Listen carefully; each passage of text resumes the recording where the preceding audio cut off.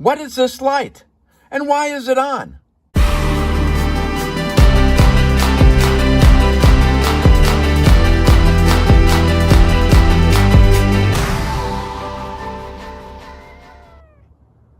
Welcome to Robert's British Cars. Today we're back working on the TR6 because we had a problem. I'm driving home the other day, smoke starts pouring out of the left front fender well. The caliper seized up. Okay, this happens because the pistons get rusty, the cars sit a long time, I don't drive them enough. I have to rebuild the caliper. We're not going to rebuild the caliper today because I already did it. I also have bled the brakes, so we're not going to do that either.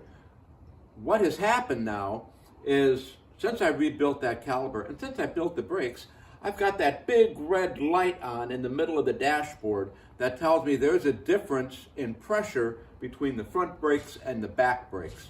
And today on Robert's British Cars, I'm going to show you how to turn that light off. What do you want?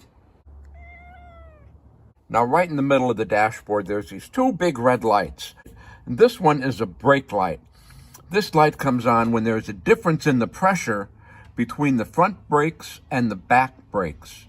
It comes on and is activated by the brake differential pressure switch. Now down here inside the left front fender under the brake master cylinder is the brake differential switch. This part is the wire connector that goes to that light on the dashboard. In here is a piston. This is your back brake system and your front brake system.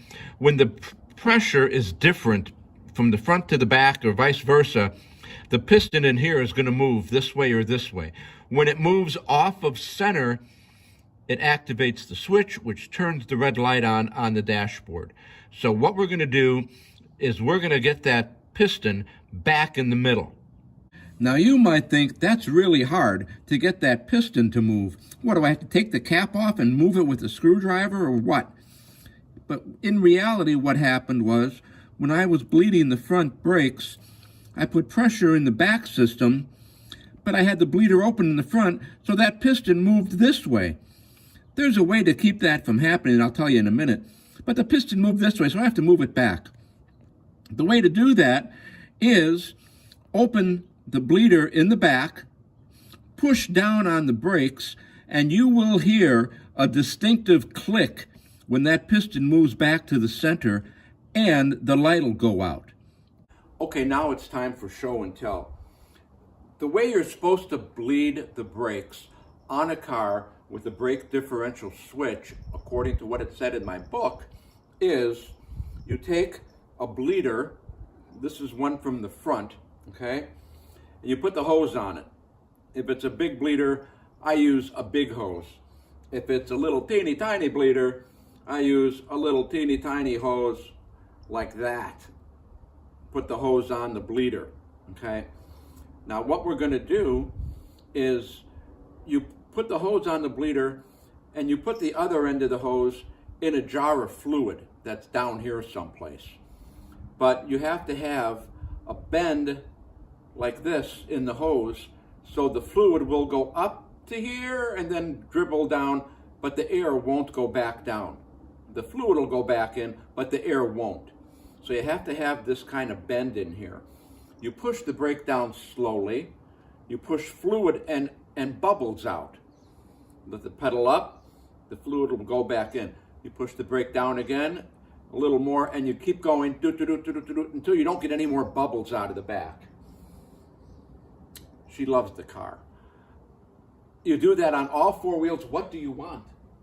Stop bugging me, I'm trying to work here. You do that until all the bubbles come out, close the bleeder, move to the next wheel. So what I'm gonna do is put this on the back of my TR6 and see if I can move that switch. I took off the back tire, driver's side. Here is my wheel cylinder, here is my bleeder. Let's put a bleeding hose on this bleeder and open it up. So I took off the wheel, and here is the rear bleeder with a hose on it. And as you see, that hose has an arc, so the fluid will fill up, and then it'll go down into the jar, but air won't go back in. Only fluid will come up, air won't go back in. This way, it's okay to leave the bleeder open while I push down the brake. When I push down on the brake pedal, here's what's going to happen. I'm going to push fluid in the back system, and I'm going to build pressure in the front system. The pressure in the front system is going to push that piston toward the back because there is no pressure in the back system because I got the bleeder open. When that piston moves, we're going to hear a click. I opened the rear bleeder. You can see the fluid going up the hose, but no air going back in. I'm going to turn on the ignition, not start the engine. There's this ignition light on. My brake light is on. Now, if we look down here, I'm going to push down on the brake pedal. Let's see what happens. I'm pushing. I'm pushing.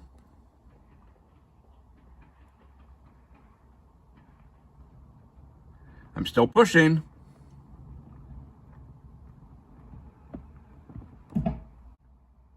Did you hear the click? I'm letting it up now. Okay, I'm going to turn the ignition off, and I'm going to close that back bleeder. You can see there's the fluid at the top of the arc. It's not going to go back, but no air is going to go in. And now I'm going to close the bleeder.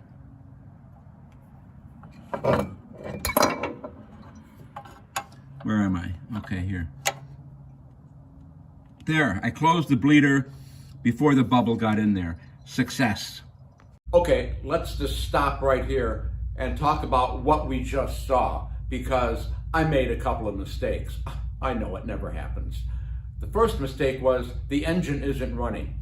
The engine has to be running because the brake light comes on when you turn on the ignition, just like the ignition light, and it will go out when the car starts.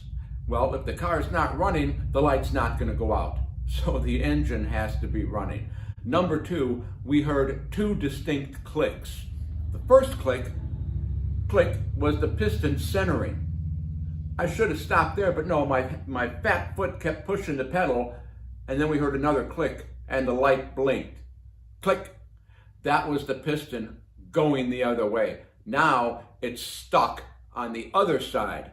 Okay, so what we have to do now is close the back bleeder, open the front bleeder, start the engine, and repeat the process. This time we're going to listen for the click, one click, and the light should go out. Okay, we're in the car. Got the bleeder open. I'm going to start the car, maybe. Get my hand in here. Yeah, I'll get a muffler one of these days. Okay, now I'm going to push down on the brake pedal, and we'll see what happens. See if we can hear the click over that exhaust noise.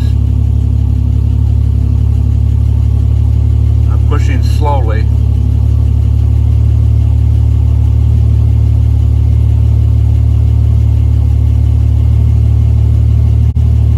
There. Did you hear a click? Well, I did. As we can see, the light is out, and that little piston is centered.